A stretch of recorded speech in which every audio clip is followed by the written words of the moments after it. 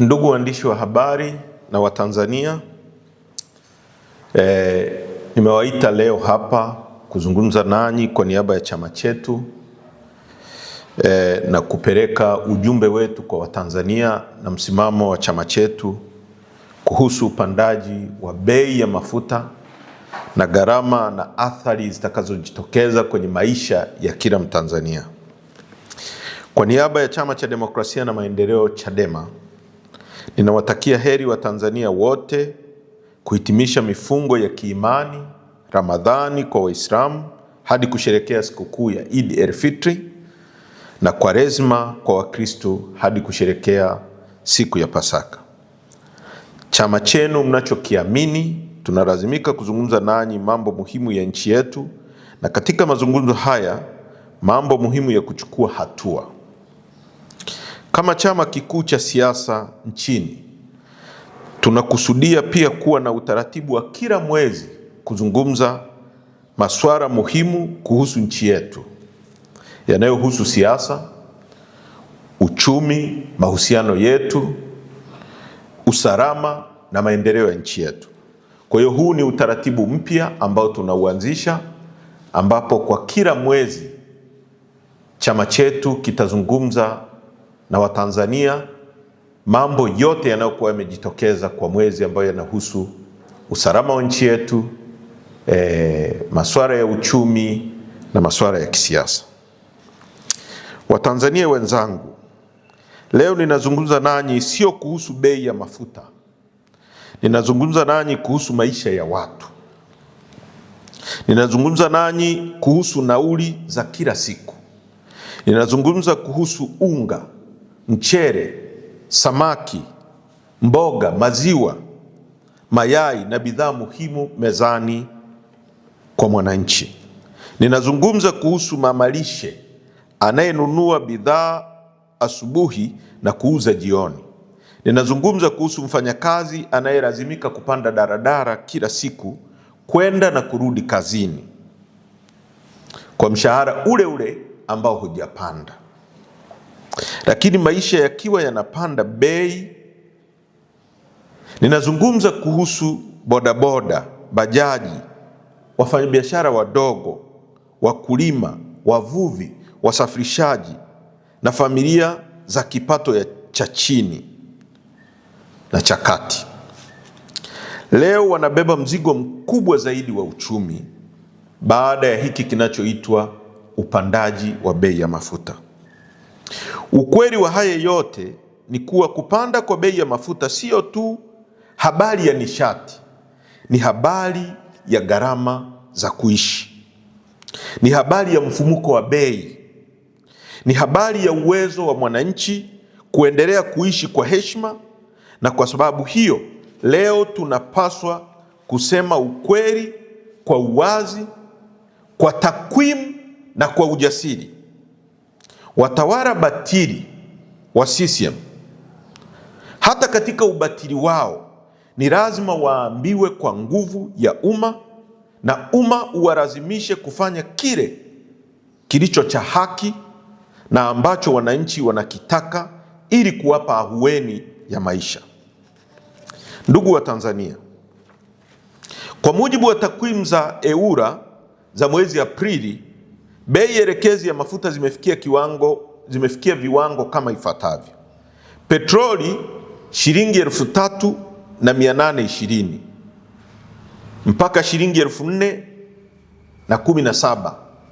Hii 4,017 nazungumzia Tarime, nazungumzia Kigoma, nazungumzia maeneo mengine ya kanda ya Ziwa. Bei ya diesel imefikia shilingi 3,806 mpaka shilingi 4,003 kwa lita. Na ikumbuke kwamba siku 10 tu zilizopita bei ya diesel ilikuwa shilingi 2,854. Kwa hiyo imepanda kwa zaidi ya shilingi 1,000 kwa lita, na maeneo mengine 1,000 na zaidi. Bei ya mafuta ya taa kerosene shilingi 3,500 mpaka shilingi 3,800 82. Hizi sio namba za karatasi. Hizi ni takwimu za ofisi, sio takwimu za ofisi tu. Hizi ni namba zinazogeuza kuwa nauli ya daradara. Hizi ni namba zinazogeuka kuwa bei ya unga sokoni. Hizi ni namba zinazogeuka kuwa gharama ya kusafirisha chakula. Hizi ni namba zinazogeuka kuwa mzigo wa maisha kwa kila kaya ya Kitanzania. Kwa hiyo, anayesema bei ya mafuta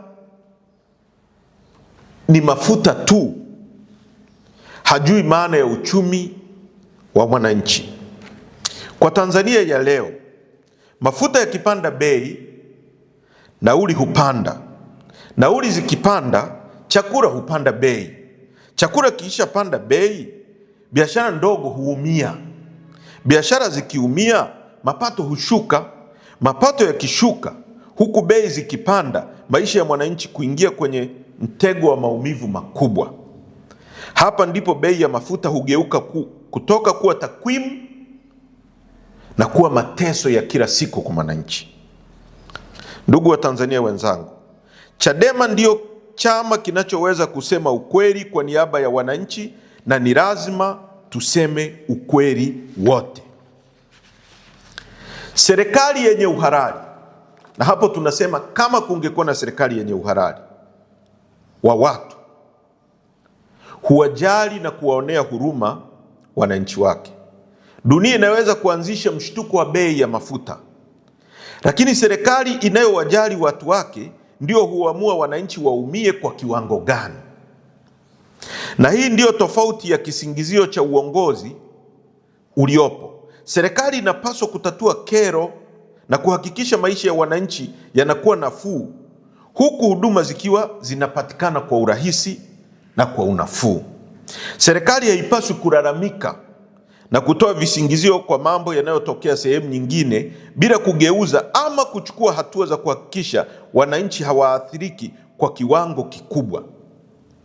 Mambo yanayotokea huko kwingine, serikali makini inapaswa kujipanga na kuwa tayari kukabiliana na majanga na mambo mengine bila wananchi wake kuathirika. Ni dhahiri sasa, serikali isiyo na kibali cha watu haiwezi kuwajali watu wake, maana haijioni wala haiwezi kuwajibika kwa watu. Ndugu wa Tanzania wenzangu, katika uchambuzi wa bei ya petroli kama tulivyoeleza hapo juu, kuna sehemu ya gharama ya kimataifa, lakini kuna sehemu kubwa ya mzigo ambao unatokana na kodi na tozo mbalimbali za ndani ya nchi. Na hapa ndipo ninapoomba Watanzania wanisikilize kwa makini. Gharama ya kununua mafuta ya petroli au dizeli kwa lita inaitwa FOB, yani ukinunua kabla ya kuyasafirisha, inakadiriwa kufikia shilingi 1,800 mpaka shilingi 2,000 kwa lita. Gharama ya kusafirisha ambayo ni freight and insurance inakadiriwa kuwa shilingi 150 kwa lita ya Kitanzania. Kwa ukijumlisha hapo ni kama shilingi 2,100 kwa lita moja. Hapo mafuta yameisha safirishwa, yamefika mpaka Tanzania. Kwa hiyo ndio bei ambayo ilipaswa kuwa inauzwa pump price kama kusinge kuwa na tozo na kodi mbalimbali. Sasa kwa nchi yetu, ukichukua jedwali la tozo na ushuru mbalimbali na kodi, zinakadiriwa kufikia 16. Kwa mfano, petroleum levy kuna takriban shilingi 400. Ushuru wa bidhaa, yani excise duty, takriban shilingi petroleum levy ni shilingi 300. Ushuru wa bidhaa, yani excise duty, kuna shilingi 400. Fuel levy takriban shilingi 500. OMC margin shilingi 300. Retail margin shilingi 170. Hapo kuna kodi zinaitwa demurrage, kuna railway levy na kodi nyingi rukuki ambazo zinawekwa kwenye kila lita moja ya mafuta. Lakini uchambuzi wa kina unaonyesha jambo moja la msingi kabisa. Kila shilingi 100 anayolipa mwananchi kwenye mafuta, takriban shilingi 31 ni tozo, ushuru na levi za ndani. Kwa tukienda kununua mafuta kwenye kituo cha mafuta, tukitoa shilingi 3,800 kwenye kila shilingi 100 uliotoa kwenye hiyo shilingi 3,000, kuna shilingi 31 ambazo ni tozo na kodi mbalimbali. Hiyo ina maana kwamba takribani 31% ya bei ya mwisho ya mafuta ni mzigo wa kodi na tozo ambazo zinachukuliwa na serikali. Na sio hilo tu, uchambuzi pia unaonyesha kuwa sehemu ya gharama zisizo za kodi, yani miundombinu ya ndani ya usambazaji, yani visivyo vya kikodi, ni takribani 4%. Kwa hiyo ukijumlisha ile 31% na 4%, kwa kuna karibia 35% ambazo zinachukuliwa kwenye haya mambo ya logistic, usafiri wa ndani na tozo mbalimbali. Kwa lugha rahisi kabisa, mzigo mkubwa unaoweza kujadiliwa kisera hauko kwenye usafirishaji peke yake au gharama kwenye soko la kimataifa au kupanda kwa gharama za bima na meli. Mzigo mkubwa uko kwenye eneo la kodi na tozo za ndani. Na hapa ndipo mjadala wa kitaifa unapaswa kuwa na watu wazima wa takwimu na uwajibikaji, kwa sababu kama 31% ya bei ya mwisho ni mzigo wa kodi, basi mamlaka haiwezi kujificha nyuma ya hoja ya kwamba tatizo lolote duniani. Hapana. Dunia inaweza kuleta mshituko, lakini ndani ya bei hiyo mamlaka inachangia kwa kiasi kikubwa kupanda kwa bei. Na hapa kuna ukweli mwingine wa muhimu sana wa kisera. Iwapo mamlaka ingepunguza mzigo wa kodi na tozo japo kwa 10% tu, bei ya mwisho ya mafuta ingeweza kushuka kwa takriban shilingi 382 kwa lita. Sasa fikiria maana yake kwa uchumi wa mwananchi. Leo kila mtu, bunge dhalimu lisilokuwa na ridhaa ya wananchi, lililopaswa kusemea wananchi na kuwatetea wananchi kwenye masuala haya, linasingizia vita ya Mashariki ya Kati, vita ya Irani na Marekani na upande mwingine Israeli, kwamba ndio vimesababisha upandaji wa mafuta. Na inasikitisha sana. Lakini ukweli wa kisera kama nilivyosema unaonyesha kwamba tozo na kodi ni nyingi mno kwenye kila lita moja ya mafuta ambazo inasababisha mwananchi kupata mzigo huu. Sasa fikiria maana yake kwa uchumi wa mwananchi. Shilingi 382 chini kwa bei ya petroli. Kwa hiyo kama kwenye kituo cha mafuta tumenunua mafuta kwa sasa shilingi 3,802, ukitoa shilingi 382 unazungumzia shilingi 3,500 kwa lita moja. Hutanunua tena 3,800, utanunua 3,500. Hiyo ni kama umeondoa 10% tu. Ukiondoa 20%, ina maana bei ya petroli na diesel itashuka kwa zaidi ya shilingi 700. Kwa hiyo kwenye kituo cha mafuta tutanunua diesel kwa shilingi 3,100 badala ya shilingi 3,800 tunayonunua sasa. Hivyo hivyo kwenye mafuta ya taa, hivyo hivyo kwenye petroli. Hiyo ni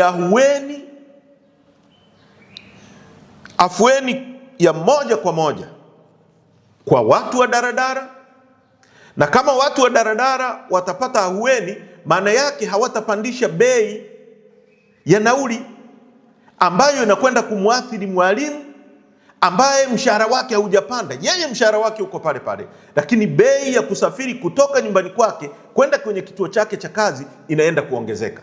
Kwa hiyo ukipunguza hiyo gharama, haitamwathiri mtu wa daradara, na isipomwathiri mtu wa daradara, haitamwathiri mwalimu, haitamwathiri mfanyakazi wa kawaida anayetoka nyumbani kwake kwenda kufanya kazi kwenye hoteli Mbezi Beach. Kwa hiyo maisha yatakuwa ni ahueni kwa huyu mwananchi. Ukipunguza hiyo 10%, utamsaidia mtu wa bodaboda ambaye tunajua hii ni industry kubwa inayoajiri vijana wengi wa Kitanzania ambao wamemaliza vyuo vikuu. Serikali imeshindwa kutengeneza opportunity, fursa zao za kuajiriwa, wamejiajiri kwenye bodaboda. Unapopandisha bei ya mafuta, maana yake huyu mtu wa bodaboda atalazimika kupandisha bei ya nauli, na akipandisha bei ya nauli, pengine atapunguza wateja, watapungua kwenye kusafiri, au wengine wataacha kusafiri, ataathirika. Sana sana bei zimebaki pale pale. Kwa hiyo margin ya profit ya kwake, margin ya faida, ule uwezo wa kupata faida unapungua. Kama alikuwa anapata shilingi 10,000 huyu mtu wa bodaboda kwa siku, sasa atakuwa anapata shilingi 5,000, na hapo hawezi kumpelekea tajiri wake. Na hapo tunazungumza kuhusu bajaji, tunazungumza kuhusu maroli yanayoleta vyakula, kwamba ukipandisha hii bei itapandisha ya maroli. Bidhaa zinapofika sokoni Kariakoo, zinapofika chakula kitakapofika Mabibo, kitakapofika Mwanza, kitakuwa kimepanda bei. Unapunguza hiyo bei, inakwenda kuathiri moja kwa moja usafirishaji wa biashara ndogo ndogo, gharama za kila siku za maisha. Hiyo sio nadharia, hiyo ni masuala ya sera, na masuala ya sera hayo hutambua jambo moja kubwa, kuwa ahueni inawezekana na kupunguza maumivu ya wananchi kunawezekana. Kinachotakiwa sio miujiza, isipokuwa kinachotakiwa ni uamuzi wa kisera, na hapo ndipo mjadala unapobadilika kabisa. Ndugu wa Tanzania, haya yote ninayoeleza yana maana gani? Ukweli ni kuwa yanamaanisha mwananchi halipi tu mafuta, mwananchi halipi tu bei ya soko la dunia, mwananchi halipi tu gharama ya uagizaji wa mafuta, mwananchi pia analipa uzito wa maamuzi ya ndani ya kisera. Kila Mtanzania halipi tu gharama ya mafuta, halipi tu bei ya soko la dunia, halipi tu uagizaji wa mafuta, analipa gharama za sera mbovu za Chama cha Mapinduzi. Anazilipia kwenye kila lita ya mafuta anayonunua, au kwenye kila nauli anayopanda ya daradara. Kwa hiyo serikali au mtu akisimama kusema bei zinapanda duniani, hatuna la kufanya, hapo atakuwa anasema nusu ya ukweli, kwa sababu ukweli kamili ni huo, ndio huo: dunia imeongeza mshituko, hilo ni la kweli, lakini mamlaka imeamua kiasi gani cha mzigo wa ndani kibaki juu ya mgongo wa mwananchi, na hapo ndipo uwajibikaji wa kisera unapoanzia. Mamlaka ndio inaweza kuamua watu au kuendelea kuwaumiza. Ndugu wa Tanzania, wakati mwingine hoja ya ndani huonekana ya kawaida hadi pale unapoiweka kwenye meza ya ulinganifu wa kikanda, yaani nchi majirani, na hapo ndipo data zinapozungumza. Sasa hapa tunataka tuzungumze kuhusu nchi zinazotuzunguka.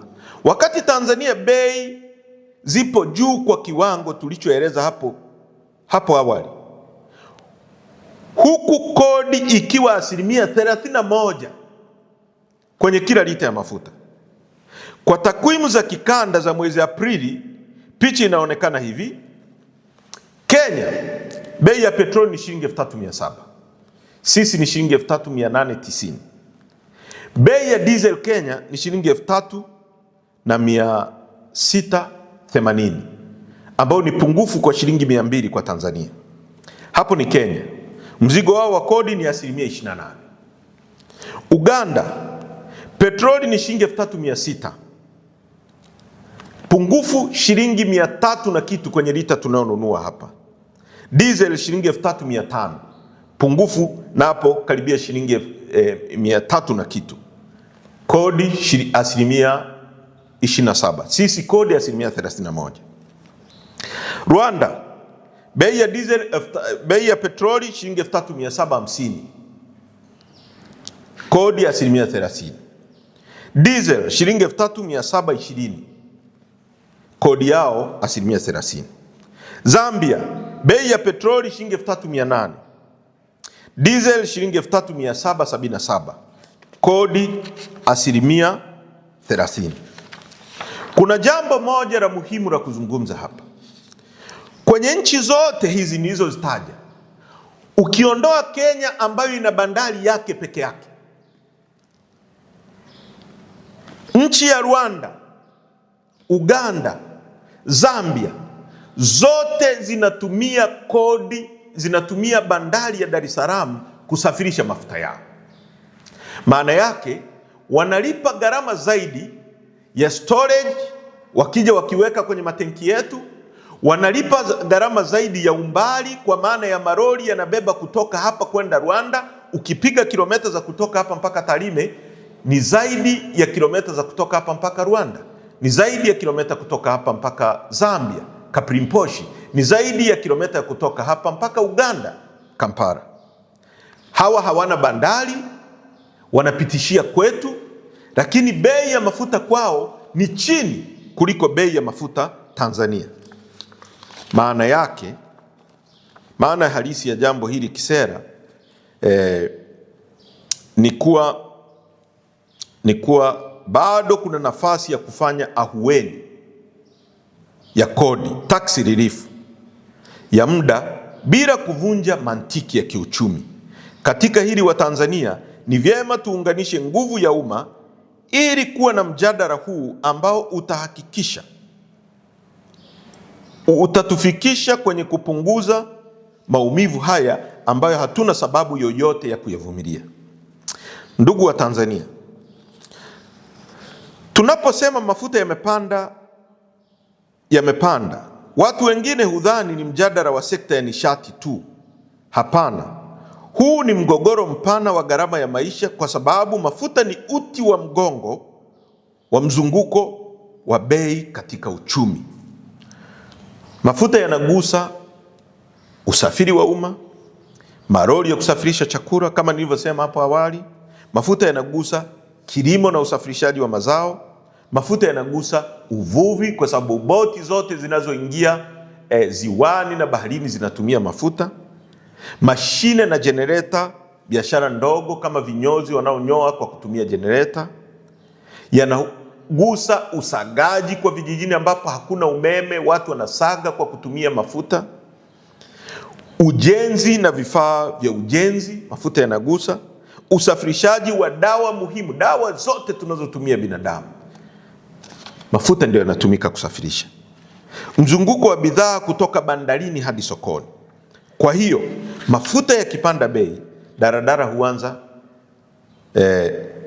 kubeba shinikizo, maroli huanza kuongeza gharama, wafanyabiashara huanza kurekebisha bei, masoko ya ujumla huanza kupandisha bei, wachuzi, yani watu wanaouza kwa retails, rejareja, huongeza wigo wa faida, yani margin, kwa hofu ya mshtuko unaofuata. Wananchi hujikuta wanalipa gharama kubwa zaidi kwa kila siku. Kwa lugha ya uchumi, hii ndio tunaita cost push inflation shock. Yani ni hali ambayo bei ya mafuta ikipanda, halafu kila kitu kingine kinaanza kupanda kwa sababu ya mafuta hayo. Jambo hili linahitaji kama nchi kuwa waangalifu sana, kwa sababu hata kwenye ripoti vichwa vya habari vinaweza kuonekana imekaa sawa, wananchi bado wanaweza kuumia Mwananchi wa kawaida haishi kwa vichwa vya habari vya magazeti. Mwananchi wa kawaida wala majadwali ya takwimu. Mwananchi wa kawaida anaishi kwa hali halisi. Ndugu wa Tanzania, katika kila mgogoro wa kiuchumi kuna swali moja la msingi sana: nani anabeba mzigo? Hilo tumeshalieleza kwa undani zaidi kwamba mwananchi ndio anabeba mzigo. Tutakumbuka Katibu Mkuu wa Wizara ya Nishati anaitwa Bwana Mataragio alitoka na akawaambia Watanzania kwamba bado tuna hifadhi ya mafuta ya kutumia kwa miezi mitatu. Na kama mnavyokumbuka, tangu baada ya vita ya Uganda na Tanzania miaka ya 79, Mwalimu Nyerere alijenga matenki ya kuhifadhia mafuta ya Tipa baada ya kujifunza kwamba kunaweza kutokea dharura na nchi ikaingia kwenye crisis, kwenye matatizo. Mwalimu akajenga matenki ya kuhifadhia mafuta ya Tipa ambayo yako Kigamboni, na matenki haya yamekuwa yakihifadhi mafuta ya ndani ya nchi na mafuta ambayo yanasafirishwa kwenye nchi ambazo zinatumia bandari yetu. Na ndiyo maana Katibu Mkuu wa Wizara ya Nishati alituambia kwamba kuna mafuta ya miezi mitatu. Sasa kama tuna mafuta ya miezi mitatu ambayo huu mgogoro ulipoanza huko yalikuwa tayari yako ndani ya nchi, inakuwaje hayo mafuta yapande bei ghafla kabla ya ingizo la mafuta mapya ambayo yameingia nchini? Lakini vile vile kuna swala ambalo la makateli, watu ambao wamejimilikisha uchumi wa nchi yetu, wanaonunua mafuta na kuagiza mafuta kutoka nje. Kampuni moja, tuna taarifa ambazo tunaendelea kuzifuatilia kwamba kampuni moja ambayo inaubia na watu wakubwa walioko serikalini ndiyo ilipewa tenda ya kuagiza mafuta peke yake na TPDC, na yenyewe ndio ina control kwa monopoly bei za mafuta na kusababishia Watanzania matatizo makubwa namna hii. Kwa hiyo hitimisho, Chadema tunasema nini na nini tunachotaka kifanyike kwa haraka? Chadema inaamini kuwa watawala dhalimu wameshindwa kuchukua hatua madhubuti kulinda wananchi dhidi ya hatari za soko la kimataifa na mifumo dhaifu ya ndani inayochangia kupanda kwa bei hizi. Kwa hiyo leo, kwa sauti ya uwazi, kwa sauti ya uadilifu, kwa sauti ya uchumi wa mwananchi, tunasema tunazitaka mamlaka zitekeleze, na Watanzania kwa sauti moja tudai haki hii ya maamuzi ya kupata ahueni kwenye mafuta kwa kutaka yafuatayo yafanyike. Moja, kuondoa kodi na tozo zote takribani 18 kwenye mrorongo wa bei ya lita ya mafuta. Jambo hili liendane sambamba na kuweka wazi mfumo wa utaratibu wa uagizaji wa bei ya mafuta katika hali iliyopo sasa nchini. Kwa tunataka tozo na kodi mbalimbali ambazo zinafikia 18 ziondolewe, serikali ziondoe, hii serikali dhalimu, ili kuwapa wananchi ahueni. 2, mamlaka itangaze mara moja mpango wa ahueni wa bei ya mafuta kwa muda, yani temporary fuel relief window ya siku 60 mpaka 90. Tunaitaka mamlaka husika kutoa ruzuku ya muda, yani targeted subsidy, ili kuwalinda wananchi na sekta nyeti kama usafirishaji na kilimo. 3, mamlaka iandae na ilete mpango wa dharura wa kuzuia kupanda kwa bei ya mafuta, yani fuel shock, kugeuka kuwa hatari ya bei ya vyakula, yani food crisis. 4, na mwisho, kwa vile mamlaka ilitoa taarifa kwa Watanzania kuwa nchi ina akiba ndani ya mafuta kwa miezi mitatu mbele, mamlaka ithibiti bei kwa miezi mitatu kwa sababu hayo mafuta yalikuwa tayari yako ndani ya nchi, na tunaamini yalikuwa kwenye hifadhi zetu ambayo yamefanywa na bulk procurement, lakini vile vile yamehifadhiwa kwenye matenki ya kwetu ya TIPA. Chadema tunasisitiza kuwa hali hii siyo ya kuvumilika na haiwezi kuvumilika. Ni wajibu wa mamlaka husika kuwalinda wananchi wake kwa vitendo, si kwa maneno. Tumechoka na maneno yao, kila siku wanaongea wanatuimbia. Sisi hatutaki hayo maneno. Wajibu wa mamlaka ni kulinda wananchi. Kupanda bei ya mafuta ya diesel na petroli kwa kiwango cha kuumiza wananchi namna hii si jambo la bahati mbaya, bali ni matokeo ya uzembe, wizi, ufisadi, kama ilivyothibitishwa kwenye ripoti ya mkaguzi na mdhibiti mkuu wa hesabu za serikali, ukosefu wa uwajibikaji na sera mbovu zinazoumiza mwananchi. Hatutakubali nchi iendeshwe kwa maamuzi yanayowaumiza wananchi huku wachache wakinufaika. Tunataka haki, tunataka unafuu wa maisha, na tunataka vifanyike sasa. Asanteni kwa kunisikiliza.